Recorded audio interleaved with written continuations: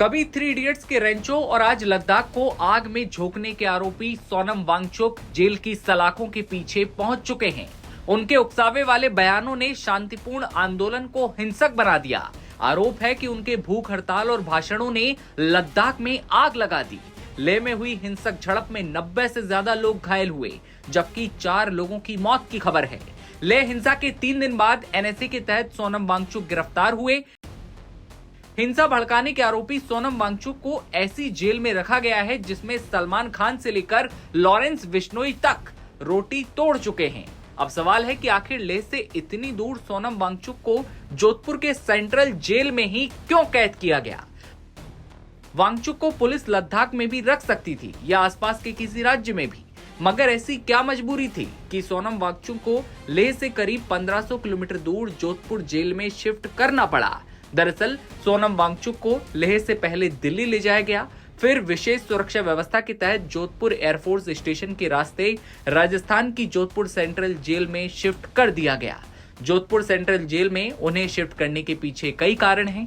पहला कारण है कि उनकी सुरक्षा, दूसरा कारण लेह से दूर रखकर आगे की अशांति को रोकना, तीसरा और सबसे बड़ा कारण है जोधपुर सेंट्रल जेल की हाई सिक्योरिटी। सोनम वांगचुक के साथ जोधपुर पुलिस कमिश्नर भी साथ में थे। जोधपुर सेंट्रल जेल की बात करें तो देश की प्रमुख हाई सिक्योरिटी सुविधाओं में से एक है। ये जेल एनएसए जैसे कठोर मामलों के कैदियों के लिए उपयुक्त मानी जाती है।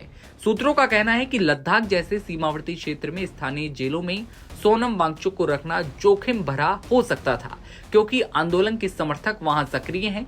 पुलिस प्रशासन ने लेह लद्दाख में शांति और सार्वजनिक व्यवस्था बनाए रखने के लिए ये जरूरी कदम बताया।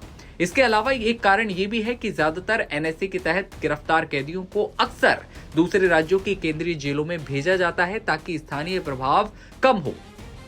एक सवाल ये भी है कि जोधपुर सेंट्रल जेल ही क्यों? आखिर इस जेल का सलमान खान और लॉरेंस बिश्नोई से क्या कनेक्शन है?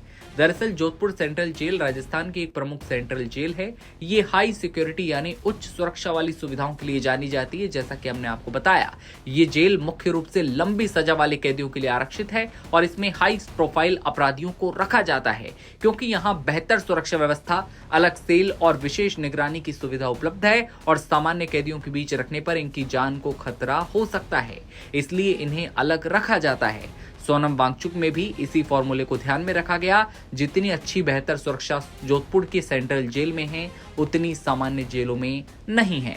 बता दें कि सलमान खान से लेकर लॉरेंस बिश्नोई तक इस जेल की रोटियां तोड़ चुके हैं। साल 2017 में लॉरेंस बिश्नोई को जोधपुर के सेंट्रल जेल में रखा गया और अब लॉरेंस बिश्नोई साबरमती जेल में है। बॉलीवुड के भाईजान कहने वाले सलमान खान भी 2018 में जोधपुर सेंट्रल जेल में कैदी बन चुके हैं।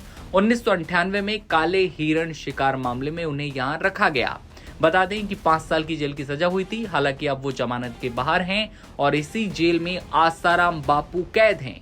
बलात्कार के मामले में आजीवन कारावास की सजा काट रहे हैं। उसे यहां स्पेशल सेल में कैद किया गया है और उसके बाद अब सोनम वांगचुक की एंट्री जोधपुर सेंट्रल जेल में हो चुकी है। हिंसा भड़काने का लद्दाख में आरोप है, क्यों कैद किया गया? इस सवाल का जवाब हमने आपको दिया। खबर पर आपकी क्या राय है? कमेंट सेक्शन में बताइए और तमाम खबरों के लिए बने रहिए नवभारत टाइम्स के साथ।